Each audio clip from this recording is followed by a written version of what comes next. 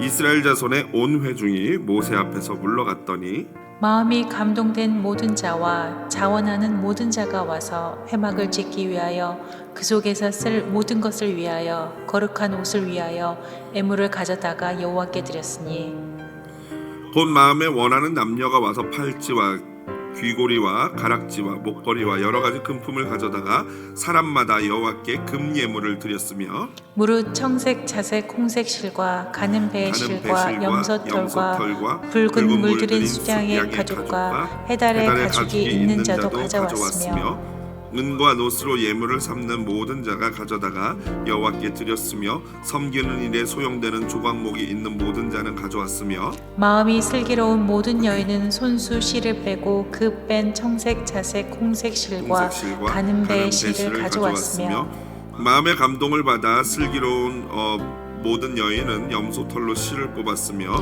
모든 족장은 호마노와 및 애복과 흉패에 물린 보석을 가져왔으며 등불과 관유와 분향할 향에 소용되는 기름과 향품을 가져왔으니 마음에 자원하는 남녀는 누구나 여호와께서 모세의 손을 빌어 명령하신 모든 것을 만들기 위하여 물품을 드렸으니 이것이 이스라엘 자손이 여호와께 자원하여 드린 예물이니라.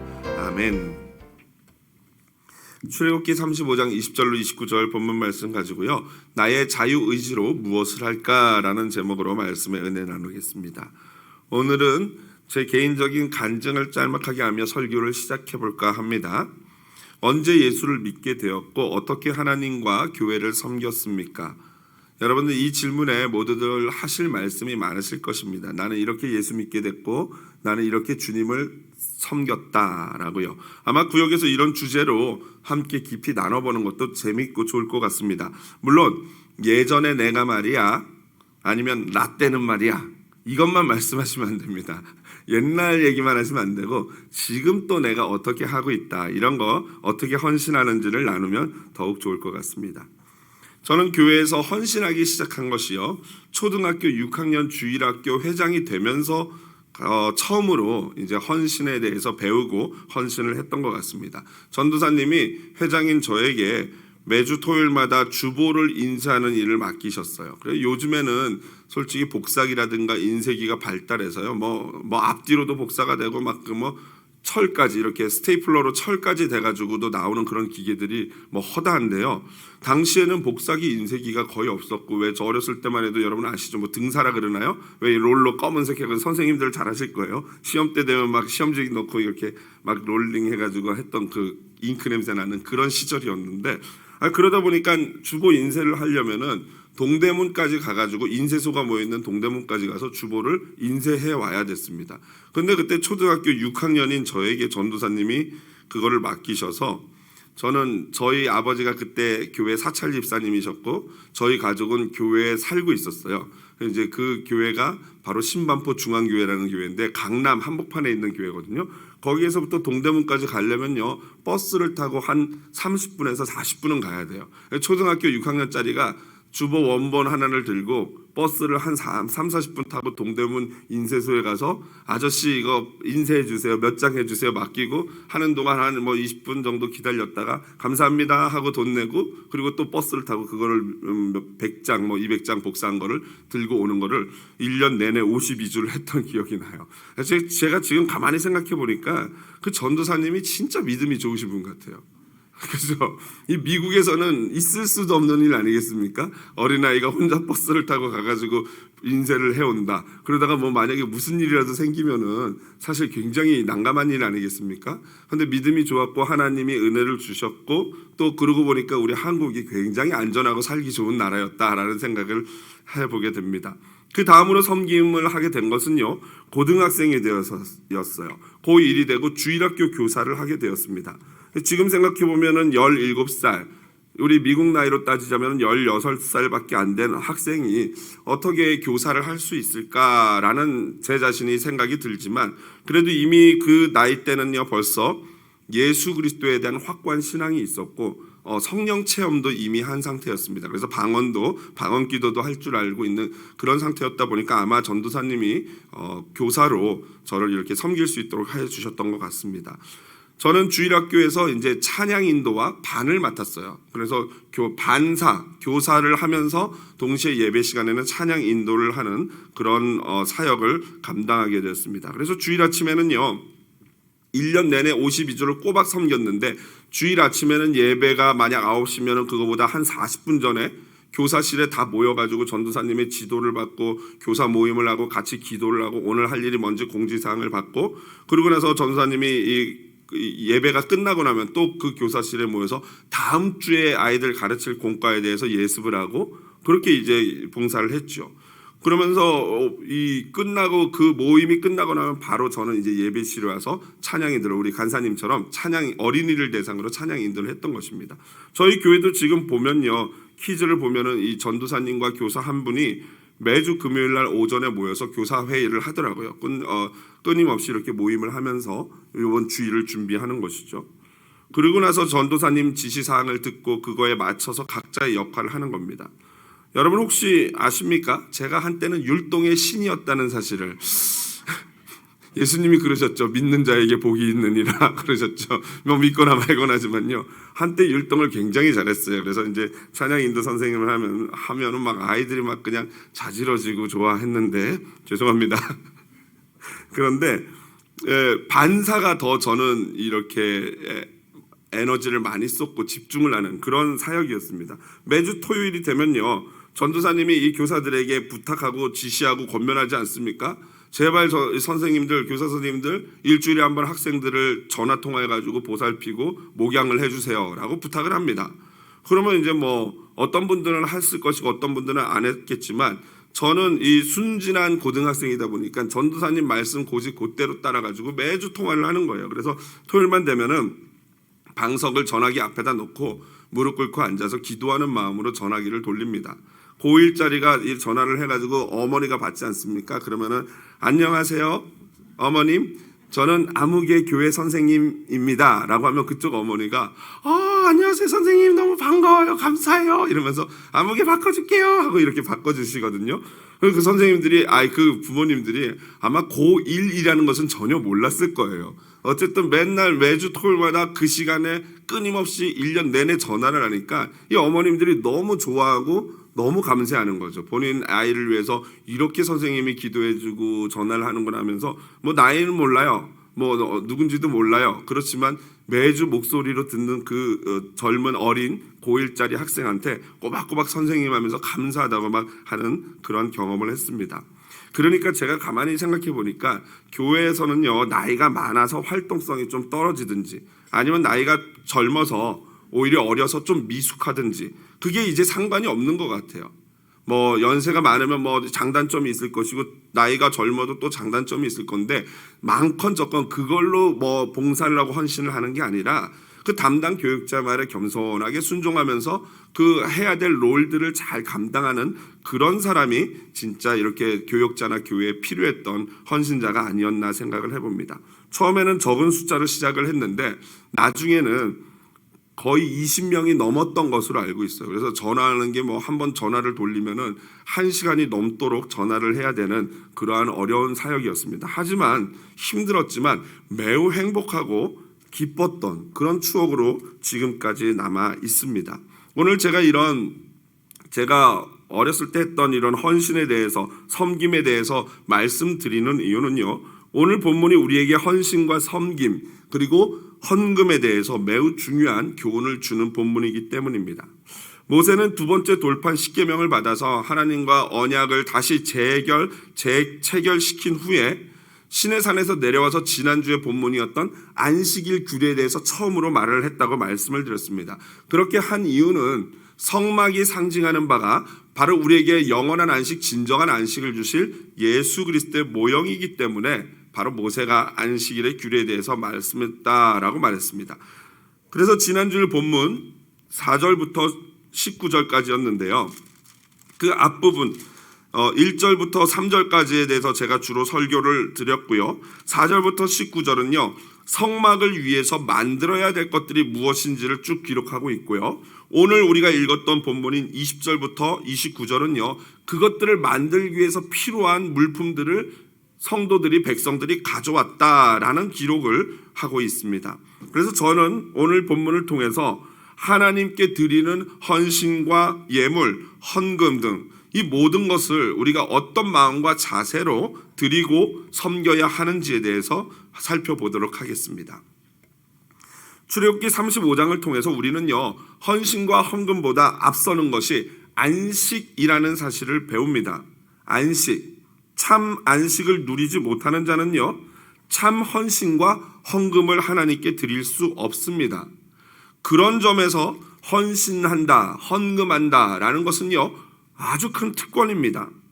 안식 없이 봉사할 수 있습니다. 참 안식을 모르고도 돈은 낼 수 있습니다. 하지만 안식이 없는, 참 안식을 모르는 봉사와 돈은요, 결코 하나님 앞에 헌신과 헌금이 될 수 없습니다.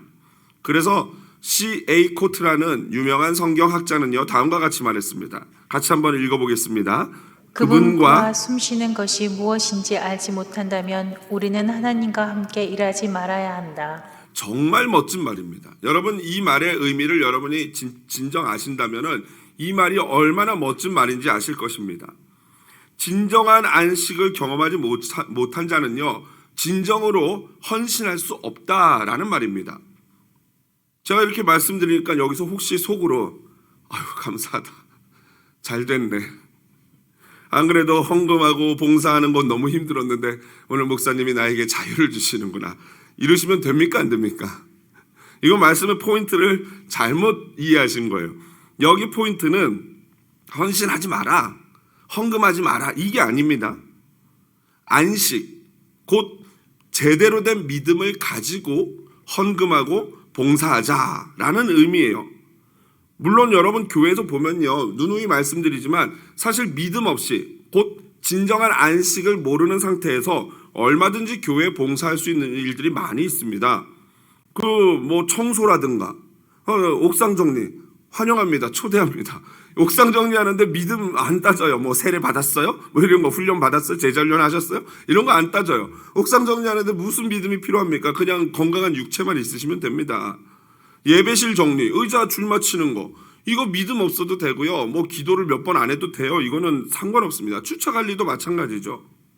그래서 제가 꼭 이런 설교하고 이런 말씀 드리면은 제 이 목회 철학을 꼭 오해를 하시는 분들이 계셔요. 그래서 밖에 소문을 내면 이렇게 됩니다. 한사랑 교회는 믿음 없으면 봉사도 못해. 예, 이게 아가 다르고 어가 다른데 제 말이 그 말입니까? 믿음 없으면 당신들은 봉사도 하지 마세요, 이 얘기입니까? 아니죠. 봉사를 하기보다 먼저 믿음을 가지고 봉사할 때 그게 진짜 하나님 앞에 의미가 있다, 이런 얘기고, 초신자들, 방금 교회 온 사람들, 예수의 옛자도 모르는 자들, 얼마든지 봉사할 일 많이 있습니다. 오세요, 소개해 주세요. 제가 다 이렇게 배정해 드릴게요. 다만 근본적이고 원론적인 의미에서 믿음이 없는 봉사는 결국 그 모든 것들이 하나님과 상관없는 자기 의를 쌓을 가능성이 많기 때문에 주의를 드리는 거예요. 다시 말해서 예수 그리스도의 십자가의 은혜를 경험하지 못한 자나 아직 그 믿음이 미숙한 성도는요, 섬김을 하다 보면은 수많은 사탄의 유혹과 미혹, 도전과 공격과 시험을 맞닥뜨릴 수 있다는 것입니다. 물론 이것은요, 아무리 오래된 성도라도 마찬가지예요. 그리고 이 중직자들에게도 얼마든지 벌어질 수 있는 일입니다. 목사는 예외입니까? 예외가 없어요. 섬김에 있어서는 끊임없는 사탄의 유혹과 도전이 있고, 오해하게끔 하고 실망하게끔 절망하게끔 만드는 공격들이 있다는 것입니다. 그래서 먼저 하나님 안에서 안식을 경험한, 곧 믿음이 있는 자만이 할 때 더 안전하다, 그런 의미예요. 수많은 사탄의 유혹과 미혹이 있지만 그 중에 한 가지가 있다면요, 섬김을 자기 중심적으로 하게 하는 거예요.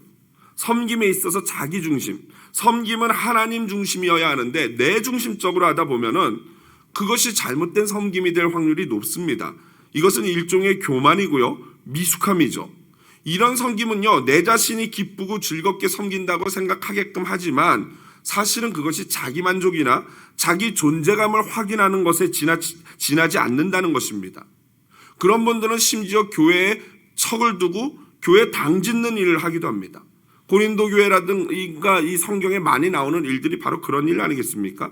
제가 한국에서 섬겼던 교회도요, 그 크고 유명한 교회도 그런 문제들이 있었어요. 초창기에 이 성가대들이 예배 숫자가 일부부터 5부까지 있고 하니까요, 성가대들이 많지 않습니까? 그 중에서 가장 일부 아침에 섬기는 그런 성가대에서 본인들끼리 굉장히 막 엄청나게 밴딩이 되고 좋았는데, 교회가 가는 방향이랑 다른 방향으로 가고 있는 거예요. 그래서 결국에는 당회에서 결정을 하고 그 일부 성가대가 해체가 됐습니다. 여러분, 교회가요 그냥 소꿉놀이하고 장난하는 것이 아니에요.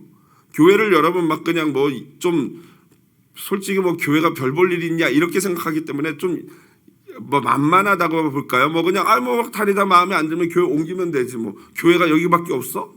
이런 상황이기 때문에 사실 교회가 많이 권위를 잃은 것이 사실이지만, 여러분, 교회는요 분명히 룰이 있습니다.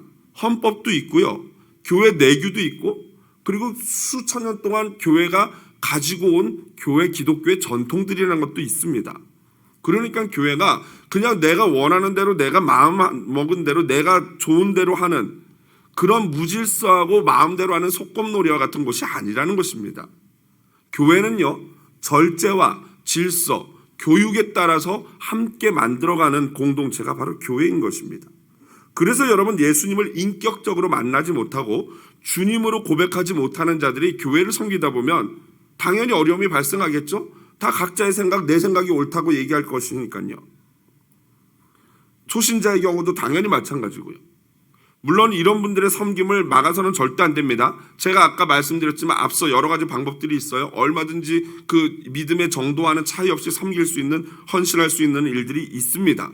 그런데 신기하게도요, 그런 믿음과 상관없이 섬길 수 있는 그런 진짜 섬김은 인기가 있어요, 없어요? 신기하죠? 성가대는 인기가 있고, 그런데 꼭 그 아무도 모르게 저쪽 구석에서 설거지하고 청소하고 아무도 모르는 비 오는 날 옥상 올라가서 교회가 물 새지 않게 치우는 이런 거는요 인기가 없어도 너무 없어요. 너무 없어요. 아예 없어요. 근데 앞에 나오고 이런 것들은 너무 좋아해요. 그게 문제 아니겠습니까? 그래서 여러분, 섬김의 영역에 대해서 제대로 된 제한과 교육이 필요한 겁니다. 제가 초창기 교회, 우리 초창기부터 말씀드렸지만, 우리 교회 성가대, 제가 처음 왔을 때 성가대가 있었는데요, 구역이 돌아가면서 했어요. 일주일마다. 가만히 보니까 일주일 전에 연습하는 것도 아니고 예배 한 15분 전에 빨리 와 해가지고 요 옆방 가가지고요 한 다음에 이제 나와서 여기서 하시는 거예요. 그러면 참 그것만으로도 그런 섬김도 감사하긴 한데, 그렇게 하느니 우리 모든 성도가 차라리 제대로 그냥 함께 찬양을 올려드리는 게 진짜 하나님을 예배하는 게 아닐까 해서 성가대를 하지 말자라고 했고, 모든 성도들이 아유 살았다 감사합니다 하고 안 하게 된 거예요. 제 개인적인 목회 철학으로는요, 우리 성가대 저도 좋아하는데 평생을 성가대를 섬겼는데, 성가대가 생기는 날은요 가장 모든 보이지 않는 곳에 섬기는 봉사 인원들이 꽉꽉꽉꽉 차고 더 이상 봉사할 게 없을 때, 그때 성가대를 만들 겁니다. 그날이 오기를 제발 그날이 올 수 있기를 바랍니다. 교사도 꽉 차고 설거지도 꽉 차고 교회 마당 청소하고 위에 옥상 청소하는 것도 다 꽉꽉 차고 나서 더 이상 섬길 장소가 없어요 할 때, 그때 성가대 만들 거예요. 그때 오시면 됩니다. 성가대 하실 분은. 여러분, 분명히 이 리더십들도 마찬가지예요. 초신자뿐만 아니라 중간 리더십 역시도 훈련되지 않고 중간 리더가 되고 중직자가 되면요 사탄의 올무에 걸려서 교회를 힘들게 할 여지가 훨씬 많습니다. 오히려 초신자보다 그런 분들이 더 강력한 방해나 이 대적자가 될 요소가 많죠. 디모데 전후서를 통해서 사도가 말하는 게 그런 거 아니겠습니까? 그래서 사도 바울은 디모데에게 감독, 목사나 지도자를 세우는 데 있어서 다음과 같은 지침을 줍니다. 한번 같이 읽어보겠습니다. 새로 이기한 자도 말지니 교만하여져서 마귀를 정죄하는 그 정죄함에 빠질까 하며. 오늘 본문에서 발견하는 원리와 똑같은 겁니다. 교회를 위한 목사의 직분, 여러분 누구나 하면 좋지 않겠습니까? 교회를 온몸 다해 섬기는 게 목사인데, 그렇다면은 여기 다 우리 서로 이제 목사라고 부르면 되잖아요. 아유 황 목사님, 김 목사님 하면서 서로 다 목사해주면 너무 좋을 거 아니에요? 그런데 그렇지가 않다는 거예요. 그것이 너무 귀하고 중요한 일이기 때문에 새로 입교한 자도 말고 곧 방금 믿음을 가진 지 얼마 안 되는 자를 세우지 말라는 거예요. 왜냐하면 그것이 본인뿐만 아니라 다른 사람에게까지도 해가 되기 때문이에요. 그래서 목사는요, 예수를 믿고 그리스도로 인정하고 세례를 받은 자가 정식으로 된 신학교에 입학을 해서 학부에서 4년 동안 훈련을 받습니다. 그리고 나서 목사가 되는 게 아니라 3년을 더 대학원에서 또 공부를 합니다. 그러고 나서 필요에 따라서 어떤 사람은 더 공부를 해서 박사학위를 받으면서 계속해서 끊임없이 공부를 하는 이 직책이 바로 목사고, 그것들을 통해서 성도님들 한 분 한 분을 섬기고 그분들의 필요를 살피고 그분들의 어떤 어려움이 있으면 무엇인지를 보고 그분이 잘못 신앙생활하는 부분이 있으면 또 그것이 무엇인지를 발견하고 지도해 주는 것입니다. 그만큼 중요하고 귀한 직분이 목사이기 때문입니다. 마찬가지로 교회에서 직분을 줄 때도 모든 조건들이 이유가 있습니다. 그냥 이 모든 조건들이 그냥 있는 게 아니에요. 다 이유가 있는 거죠. 그래서 이번에 우리가 임직자 선출할 때도 딱 이 정확한 조건들이 있지 않습니까? 그냥 있는 게 아니에요. 여러분, 매년 서리집사 임명, 그것도 저희 교회는 제가 임명하는 게 아니고 여러분들에게 이런 조건에 해당하는 분들이 본인이 하겠다고 사인업을 해서 다시 저에게 제출하면 그분들에게 서리집사를 임명을 합니다. 그에 해당하는 조건들이 있죠. 여러분, 그렇다고 해서 이 서리집사를 우습게 보면 되겠습니까? 그렇지 않습니다. 이거 역시도 하나님이 주시는 직분입니다. 이게 교회 원칙이고 질서요, 규칙입니다. 그런데 간혹 보면은 교회 온 지도 얼마 안 된 초신자한테 집사님 하는 경우가 있어요. 교회는 가면 다 집사예요. 그죠? 그냥 오늘 교회에 온 분한테 집사님 그래요. 저분이 언제 집사를 받았나? 여러분, 그러시면 안 되는 거죠. 아무리 교회가 우습고 집사라는 직분이 우습다 여겨져도요, 절대 그래서는 안 됩니다. 부르기 민망하지, 알아요. 처음 보는 성도님, 직분 없는 성도님을 부르기가 상당히 민망하죠. 어떻게 부르면 되겠습니까? 형제님, 자매님. 여러분, 교회에서 형제님, 자매님만큼 귀한 호칭은 없어요. 그렇게 원래 보통 사실 우리나라가 워낙 직분을 좋아해서 이게 많은데요. 사실은 그냥 목사, 그 지도자 있으면 나머지는 서로 다 형제, 자매님이라고 불러도 무관합니다. 그러니까 만약에 이분의 직분을 모르겠으면 그냥 형제님이라고 부르면 돼요. 개인적으로 아무리 친하다고 해서 언니, 오빠 이러면 안 돼요. 오빠, 교회에서 오빠 그냥 다 큰 아줌마가 그냥 남의 남편한테 오빠 이러면요. 정말 이 손발이 오그러듭니다. 그죠? 여러분, 교회에서는요, 집사님, 장로님, 권사님, 형제님, 자매님, 이렇게 하는 것이 훨씬 은혜스럽고 질서 있는 것입니다. 여러분, 명심하십시오. 여러분, 만약 내가 안식을 경험한 자다, 그런 확신이 있습니까? 그렇다면 이제는 그 은혜에 대해서 반응할 책임이 있습니다. 하나님이 주신 은혜, 곧 진정한 안식을 경험했다면요, 이제는 그 주신 안식에 대한 정당한 반응으로서 헌신하고 헌금하고 그 행위를 그때 하나님이 주신 은혜가 너무 감사해서 그 안식이 너무 귀한 걸 알기 때문에 그 반응으로 헌신하고 헌금을 할 때 그게 진짜 안식이고 그게 진짜 헌금이 되는 거예요. 오늘 본문에서 하나님의 은혜로 진멸을 면하고 두 번째로 새로운 계명을 받았습니다. 곧 안식의 계명을 받았어요. 그 이스라엘은요, 그게 너무 감사하고 기쁜 거죠. 야, 우리 한번쯤은 죽을 뻔했는데 하나님이 우리 살려주셨다. 그러니까 우리에게 주신 그 은혜, 그 안식을 눈에 보여지는 모형으로 만드는 성막의 일에 모두가 헌신하게 된 것입니다. 헌신과 예물을 드릴 의무가 생긴 거예요. 하지만 이 거룩한 의무는요, 절대 강제가 아닙니다. 내가 너 은혜 줬으니까 너 나에게 헌신해야지, 안 하면 하나님이 막 야단치고 하는 그런 게 아니에요. 그냥 그런 명령을 던져 놓으시는 것입니다. 그렇다면 하나님 앞에 헌신하는 자들은 어떤 특징이 있을까요? 한 네 가지 특징이 있습니다. 먼저 21절 보니까요, 마음이 감동된 모든 자라고 나와요. 26절도 보면요, 마음의 감동을 받아 라고 나옵니다. 여기서 감동되다라는 단어가 히브리어로 나샤입니다. 나샤. 그런데 이 나사라는 보시면 여러분 화면 보시면 나오죠. 나사인데요. 이것의 의미는 받아들이다예요. 그런데 킹 제임스 버전, 그러니까 영국의 제임스 왕이 명령을 해가지고 번역한 영어 성경에는 이것이 stirred라고 돼 있어요. stirred, 휘젓다, 섞다. 그러니까 무슨 말이냐면요. 하나님의 감동이라는 것은 하나님의 영이 우리 마음을 이렇게 휘저어 놓는 거예요. 그래가지고 하나님의 마음과 성령의 마음과 내 마음이 어떻게 돼요? 섞여서 혼연일체가 되는 거예요. 이게 감동이에요. 그러니까 하나님의 마음이 내 마음이고 내 마음이 하나님 마음이 되는 이신전심이 되는 이게 나사인 거죠. 하나님의 마음과 동일한 마음을 갖게 되니까 여러분 어떻겠습니까? 당연히 이 마음에 기쁨이 넘치고 하나님의 말씀을 이해하고 하나님이 내게 뭘 원하시는지 알게 되지 않겠습니까? 그러다 보니까 진정으로 된 헌신과 하나님 앞에 헌금을 할 수 있게 되는 것이죠. 또 공동체가 이러한 나사 받아들이는 하나님의 스터디 해가지고 마음이 막 휘어져 있는 모든 휘저어진 사람이 함께 모이면 그들의 마음이 똑같이 하나가 될 수밖에 없는 거예요. 하나님과 마음이 하나가 됐으니까요. 바로 이것이 하나님께 마음이 감동된 자들인 것입니다. 그리고 이들의 헌신과 헌금이 진짜인 것이죠. 두 번째로 자원하는 자들입니다. 5절 보십시오. 21절 보십시오. 21절에 보니까 마음이 감동된 자, 그리고 29절에 보니까 마음에 자원하는 자라고 돼 있죠. 그리고 22절에 보니까 마음이 원하는 자, 이렇게 다 나와 있습니다. 5절에도 보니까 마음에 원하는 자라고 나와 있어요.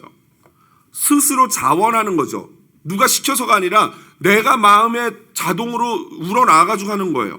이게 바로 히브리어로 나다브인데요. 이 나다브는요, 화면 보시다시피 아낌없이 자발적으로 기꺼이 바치는 것을 의미합니다. 이것이야말로 여러분 헌금과 헌신의 가장 중요한 부분이죠. 저처럼 헌금을 강조하지 않고 봉사를 강조하지 않는 목사는 없을 거예요. 왜 그러냐면요, 억지로 하는 것만큼 의미 없는 것이 없어요. 물론 훈련을 위해서는 때로는 제자훈련 같은 거 하면 하기 싫어도 억지로라도 숙제를 내드리고 하지만 정말 헌신하기 싫은데 할 마음이 없는데 헌금하기 싫은데 그걸 목사가 막 협박해가지고 이거 안 하면 복 못 받는다 막 이래가지고 한들 여러분 그게 무슨 의미가 있겠습니까? 가장 하나님이 기뻐 받으시는 헌신과 헌금은요 자발적인 거예요. 스스로 좋아가지고 하나님이 너무 감사해서 다른 사람 눈치 보고 비교하면서 어쩔 수 없이 하나님께 드리는 예물은요 하나님이 받으시지도 않아요. 그래서 사도 바울이 다음과 같이 권면했지요. 고린도후서 9장 7절 같이 읽어보겠습니다. 각각 그 마음에 정한 대로 할 것이요 인색함으로나 억지로 하지 말지니 하나님은 즐겨내는 자를 사랑하시느니라. 각각 마음에 정한 대로 이게 기준이 없어요. 그냥 내 마음에 내가 하고 싶은 대로 하면 돼요. 막 그냥 이거 5불밖에 안 되는데 이 5불 1불밖에 안 되는데 이 1불 하나님이 받으실까? 받으시고 말고요. 예수님이 뭐라 그랬습니까? 과부가 드리는 두렙돈이라는 것은 진짜 1불 정도밖에 되지 않는 그런 정도의 아주 작은 가치의 돈인데 그 헌금을 저 여인이 오늘 헌금한 자 중에 제일 많이 드렸다 그랬어요. 그게 하나님이 보시는 시각입니다. 그러니까요, 각자가 마음에 정한 대로 그게 1000불이든 100불이든 5불이든 상관하지 말고 정말로 자원하는 기쁜 마음으로 인색함이나 이 억지가 아니라 즐기는 마음으로 하나님을 사랑해야 됩니다. 그러면 하나님이 그런 자를 사랑하십니다. 세 번째로 지혜롭고 슬기로운 자들입니다. 10절에 보니까 마음이 지혜로운 자, 여기 우리 35장 10절에 보면 마음이 지혜로운 자가 나오고요. 25절 26절에 보면 마음이 슬기로운 모든 여인, 마음의 감동을 받아 슬기로운 모든 여인이라고 나옵니다. 그런데 이 마음이 지혜로운, 마음이 슬기로운 이 두 단어 한국말로는 지혜롭다, 슬기롭다고 번역을 했지만 히브리어로는요 동일한 단어인 하캄레브예요. 하캄레브. 그런데 이것의 또 다른 번역은요 손재주가 있다라는 의미예요. 한마디로 하나님께 이 최고의 것을 내게 주신 은사를 가지고 하나님께 최고의 것을 드리는 헌신을 의미하는 것입니다. 이 예전에는요 하나님께 드리는 것을 최상의 것으로 드리려고 했어요. 그렇죠? 그래서 미술품이나 예술작품 여러분 중세시대 거 보십시오. 다 하나님 예배하는 거예요. 그리고 최고의 화가와 최고의 음악가가 음악과 미술에서 정말 최상의 어떤 클래식을 가지고 하나님 앞에 영광을 돌렸던 것입니다. 그런 점에서 오늘날 교회 문화는 조금 아쉽죠. 막 그냥 진짜로 재미없고 지겹고 실력도 없는 그러한 문화로 전락해버렸습니다.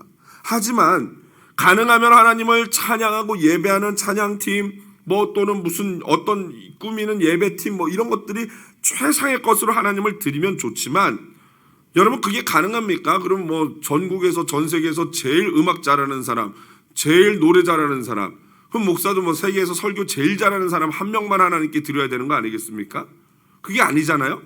그러니까 최고의 것으로 드린다는 것은 내가 가지고 있는 것에서 뭐예요? 최선을 다하는 거예요. 마음을 다하고 최선을 다해서 하나님께 드리면 그것이 바로 하나님 앞에 최고의 헌신이 될 줄로 믿습니다.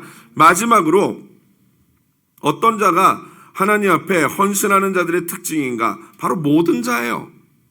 오늘 35장에 보니까 5절, 21절, 22절, 24절, 25절, 27절, 29절에 보면요. 결국에는 모든 성도가 하나님께 헌신하고 예물을 드리는 자여야 하는 거예요. 허나 마음의 감동을 입고 자원하는 심령으로 최선을 다해서 드려야 합니다.